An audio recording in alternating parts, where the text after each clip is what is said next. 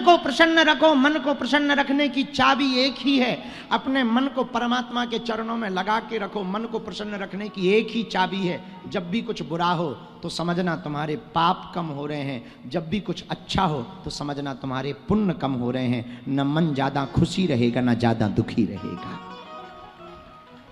मन को प्रसन्न यदि करना चाहते हो, जीवन को प्रसन्न जीना चाहते हो, एक उपाय है, तुम्हारे घर में विपदा आ जाए तब भी परेशान मत होना। भगवान ने दी है, हम निपटेंगे। विपदा भी जीवन जीने की कला सिखाती है। अब मुसीबत आ ही गई है, आ जाने दो। और मुसीबत किस पर नहीं आई? जो नारायण भी नर बनकर प्रभु श्री राम बन करके आए, उनके ऊपर भी विपदा आई, उनको भी बन जाना पड़ा। और जो बन गए तो वो बन गए, जब तक वो बन नहीं गए थे तब तक वो बन नहीं गए थे, बन गए थे तभी वो बन गए थे। ब्रह्म को भी बन जाना पड़ा तब वो बन पाए। मेरे पागलो, तुम्हें भी जीवन में यदि बाहर निकलना पड़े तो निकल जाना। कुछ बर्बाद भी हो जाए तो घबराना मत, न गम लेना, क्योंकि ये संसार सागर धर्मशाला है। यहाँ हम लोग सब यात्री बन करके आए हैं। जितने दिन श्वासों का किराया चुकाएंगे उतने दिन टिकेंगे। हमारे पहले हमारे मकान में कोई और रहता था, उसके बाद कोई और रहता था, अब हम आ गए, हमारे जाने के बाद कोई और रहेगा। ये जगत ना किसी का हुआ है ना हो सकता है। मन को प्रसन्न रखने का एक सूत्र और है जो तुम्हारे मन को शायद प्रसन्न कर देवे। प्रसन्न रखने का सर्वोत्तम सूत्र यह है, किसी भी चीज पर भरोसा मत करो, माया पर बिल्कुल भरोसा मत करो, माधव पर भरोसा करो। और मन को प्रसन्न रखने का सर्वोत्तम सूत्र यह है, बाहर से तुम संसारी रहो पर अंदर से सन्यासी हो जाओ। बाहर से तुम जगत के रहो, अंदर से जगदीश के हो जाओ। बाहर से तुम माया के रहो, अंदर से माधव के हो जाओ। बाहर से माया के रहोगे तो रिश्ते भी नहीं टूटेंगे, अंदर से माधव के रहोगे तो भगवान भी नहीं छूटेंगे। लेकिन हम लोगों ने उल्टा कर दिया, अंदर जगत को बैठा लिया, बाहर से भगवान की पूजा करते और पूछते हैं भगवान कृपा है, करते हैं कि नहीं, भगवान है भी कि नहीं, ठटरी के बरे। इसीलिए इंसान परेशान है, क्योंकि सिस्टम को बदल दिया। मन से संसार को निभाता, तन से परमात्मा को निभाता, बल्कि तन से संसार को निभाओ, मन से गोविंद से रिश्ता बनाओ, भगवान से रिश्ता बनाओ। यदि आप ऐसा जीवन में करेंगे तो हमें लगता है आपकी जिंदगी में कभी प्रसन्नता कम नहीं होगी, चेहरे की मुस्कुराहट कम नहीं होगी। भगवान कृष्ण से सीखो। पूरे जीवन काल में पूर्ण ब्रह्म परमात्मा नंद नंदन यशोदा नंदन भगवान कृष्ण के जीवन काल में कितनी घटित घटनाएं विचित्र विचित्र नहीं हुई। बाल्यकाल जैसे ही भगवान प्रकट भये तो भगवान का प्रकटा अवतार कहां पर हुआ? कारागृह में हुआ। हाँ जी या ना जी? लेकिन भगवान मुस्कुराए और रातों रात चले गए गोकुल।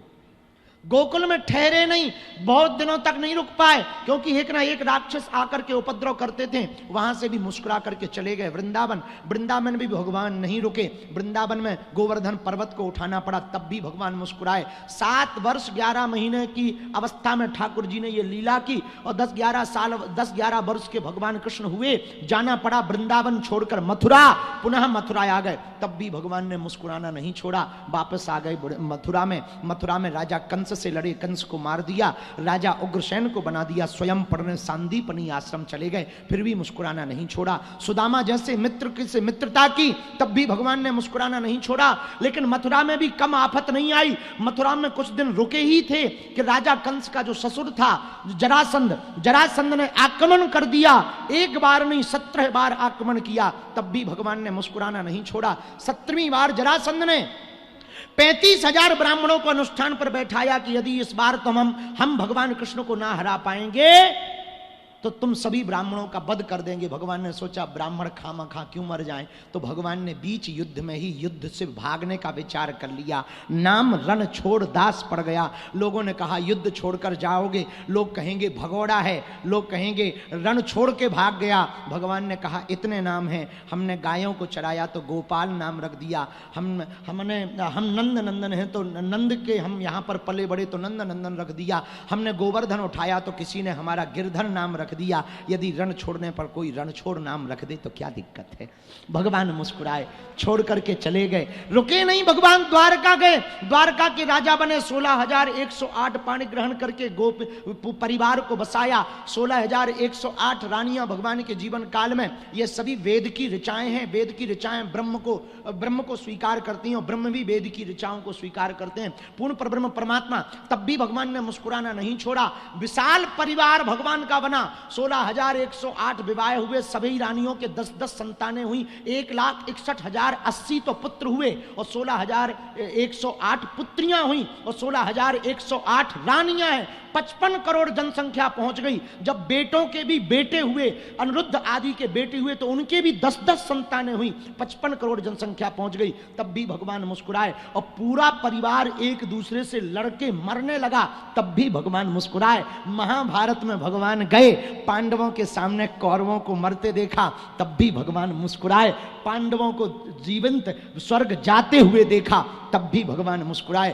बलराम को अपनी आंखों के सामने जाते देखा, तब भी भगवान मुस्कुराए। और बहलिया ने तीर मार दिया, तब भी भगवान मुस्कुराए। ये पूर्ण परब्रह्म परमात्मा, भागवत की पूरी कथा हमने तुमको सूक्ष्म रूप में सुना दी है। जरा विचार करो, पूरे भगवान की कृष्ण की लीला में भगवान ने मुस्कुराना नहीं छोड़ा। जब वो पूर्ण परब्रह्म परमात्मा इतनी लीलाओं के बावजूद भी मुस्कुराना नहीं छोड़ता, हम और तुम छोड़ दें तो हमें लगता हम भगवान कृष्ण के भक्त नहीं हो सकते हैं। भक्त तो वही है जो भगवान के गुणों को जीवन में उतारे। और गुण कब आएंगे? जब हम उनके निकट जाएंगे, क्योंकि जिससे प्रेम करेंगे उसी के तो गुण आएंगे। यहीं से हमने कथा शुरू की थी। हम फिर तुमसे कहते हैं, हनुमान जी से प्रेम करोगे तो हनुमान जी के गुण तुम्हारे अंदर आएंगे।